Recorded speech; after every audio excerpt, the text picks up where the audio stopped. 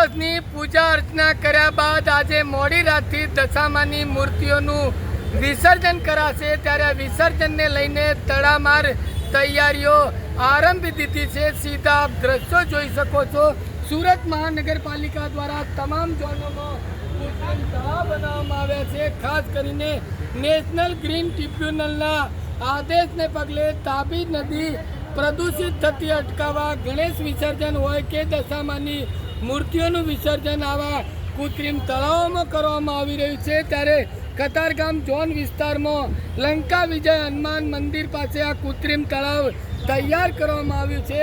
તળાવમાં પાણી પણ ભરવામાં આવ્યું છે। આજે મોડી રાતથી દશામાની મૂર્તિઓનું વિસર્જન થશે। ત્યારે ભાવિક ભક્તોની કોઈ પણ જાતની ધાર્મિક લાગણી ન દુભાય અને વિના વિઘ્ને વિસર્જન થઈ શકે, જેને લઈને મહાનગરપાલિકા દ્વારા તમામ તૈયારીઓ પરિપૂર્ણ કરી દેવામાં આવી છે। આપ દ્રશ્યોમાં જોઈ શકો છો।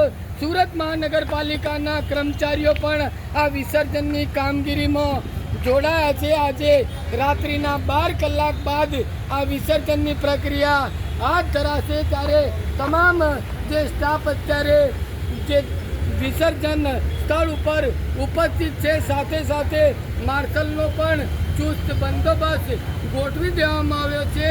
10 દિવસ જે પૂજા અર્ચના કર્યા બાદ આજે એમખેમ મોડી રાત્રિના 12 કલાક બાદ આ વિસર્જનની પ્રક્રિયા શરૂ થશે। ત્યારે કોઈ પણ જાતની ધાર્મિક લાગણીને ઠેસ ન પહોંચે અને વિના વિઘ્ને વિસર્જનની પ્રક્રિયા પાર પાડવા માટે આ તમામ તૈયારીઓ પરિપૂર્ણ કરી દેવામાં આવી છે। કેમેરામેન સાથે બલદેવ દેસાઈ, ભારત ટાઈમ ન્યૂઝ।